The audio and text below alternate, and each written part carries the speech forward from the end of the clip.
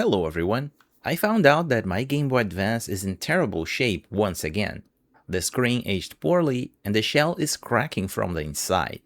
It still runs games fine, but it's unplayable at this point. So I decided to re-upgrade it once again with the latest mods from Funny Playing. We'll give it a new shell, new membranes, new buttons, and a brand new Laminated ITA screen.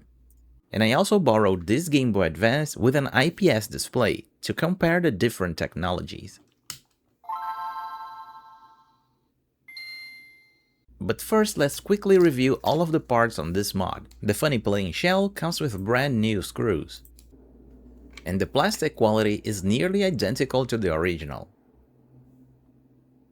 The older shell that I had was pretty good as well, but the Nintendo logo here is a bit off, and the fonts overall are just worse. Here's a close-up of the logos and fonts, and you can see that it's just not the same.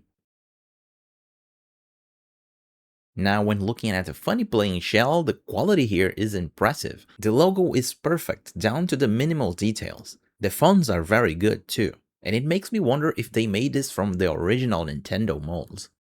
For comparison, here's the original Nintendo shell. It's a bit yellow and old, but you can see the quality of the fonts, and honestly, the main difference was just in the headphone jack. Now, this shell from Funny Playing is made specifically for laminated displays. It has a wider cut to fit the whole lens inside. The original had a window that partially covered the screen, and it had to be cut to make room for the AGS 101 screen. Because of this, there's a gap between the screen and the lens, and dust can get into this gap, which is quite annoying to remove. Not only that, but moisture can get inside as well, which I think is the main cause of the deterioration you see right here. Thankfully, this new ITA panel is laminated, which means this gap between the screen and the lens is removed. This prevents any dust from getting inside, and it should make the screen last longer as well. The Game Boy Advance logo on the screen lens though is a bit off. It's holographic and that's alright, but the font is a bit thin. The older lens that I had before is much better. And for comparison, here's how it looked on the original plastic lens by Nintendo. Now for the buttons, again, they're almost perfect. Unfortunately, my L and R buttons came scratched. They could have packed it with some protection, but just like the main shell, the fonts are great. Here's the A and B buttons. And again, for comparison, here's the original buttons.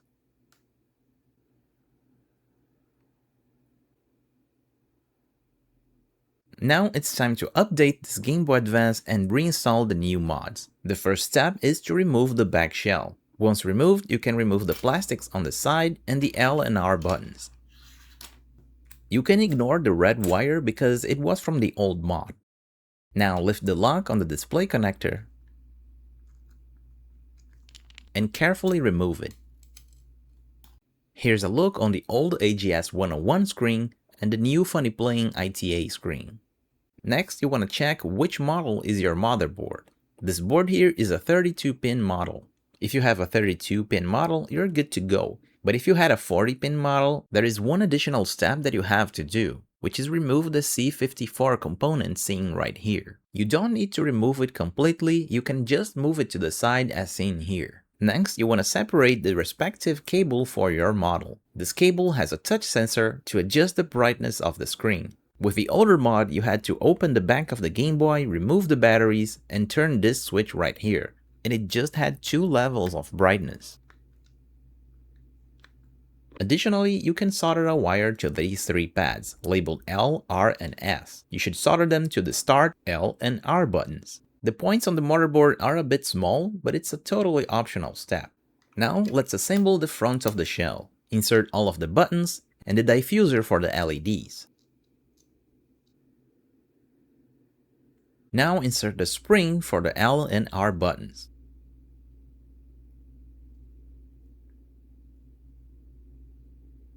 And insert the membranes for the buttons.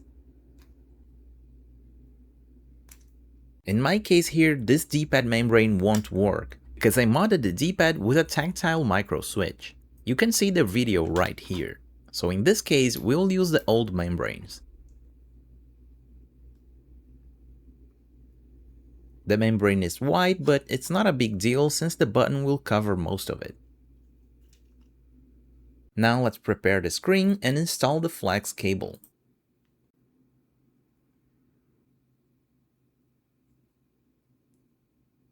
Then carefully drop the screen in the shell.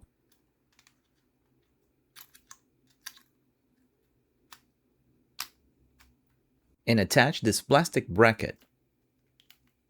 It should be lined up to the shell like this. Now, if you don't want to use the touch sensor and want to control the screen with the buttons, you should solder the wires right now. Here's how it should look and all of the points that you'll need to solder. I will be using the touch sensor, so I will proceed with the board as is. Many people don't like the touch sensor, but there is actually a trick to installing it. When you stick the touch sensor, you should stick it to the front of the shell as seen right here. Many users stick it to the top of the shell, and because of that, the touch sensor is too close to the display cable. While it works normally, sometimes the interference of the display cable can activate the touch sensor by its own.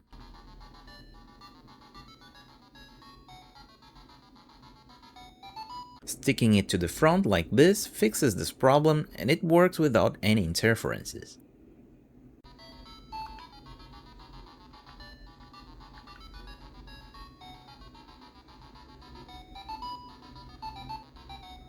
Now that everything is done, you just have to lock the display cable in place and close the Game Boy Advance back up.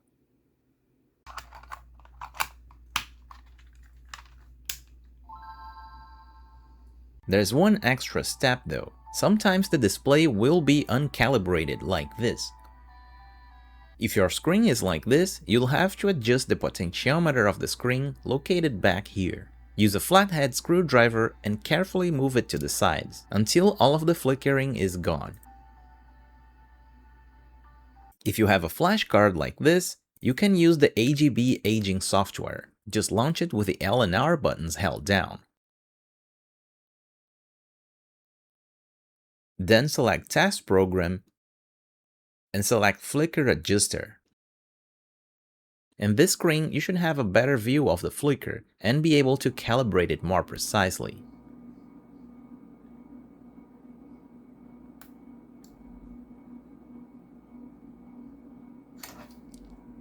After this step, your Game Boy Advance is complete.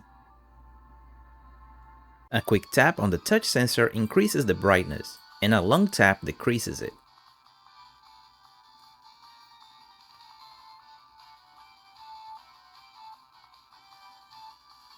An extra long tap opens the menu. Here you can see the levels of the screen brightness, and we have this frame adjustment. This adjustment is for transparency effects, like the chain of this chain chomp here. The next two adjustments is the horizontal and vertical positioning of the screen.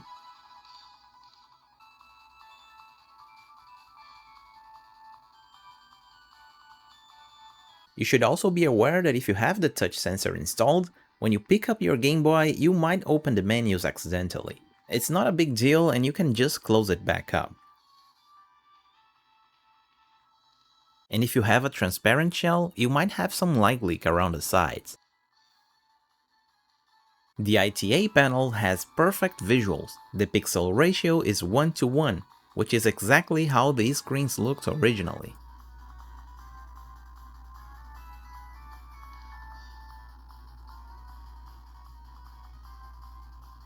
However, if you have an IPS panel, the pixel ratio is much higher. To get around this, the IPS panel has a special display mode that tries to mimic the display effect, but it's not the same thing.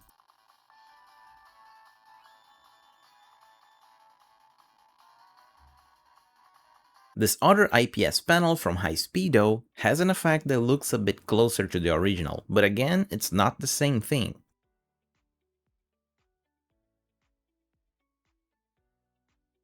Another point to take in consideration is that the ITA panels has more motion blur.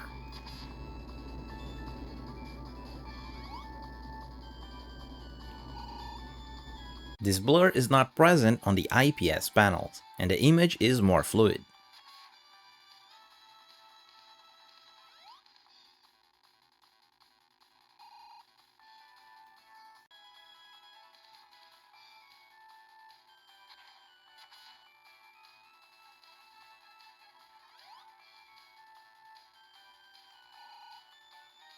Also, the IPS panel is way brighter, with 15 levels.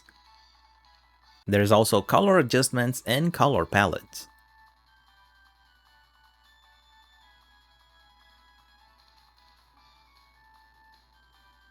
There's 3 display modes,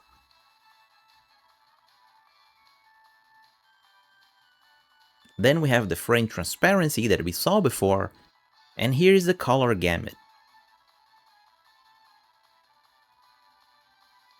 There is another issue that I noticed with the ITA panel. During some screens with a plain background, you can see faint horizontal lines. These artifacts are not present in the IPS panel, even with a special display mode enabled. And I also tested on a DSi XL, and it's not present there too.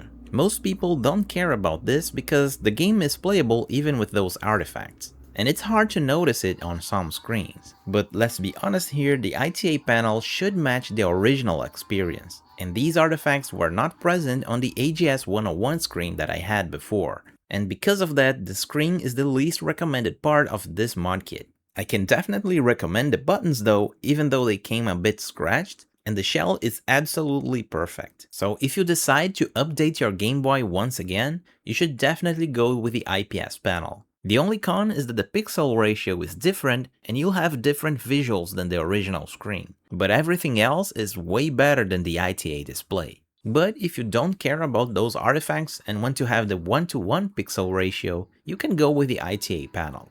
It should be more durable than the AGS 101, and you'll be able to play all of your games again on the original system. And that's it for today's video. I'll be leaving all of the links to the mod parts in the description below. As always, thanks for watching, and I'll see you next time.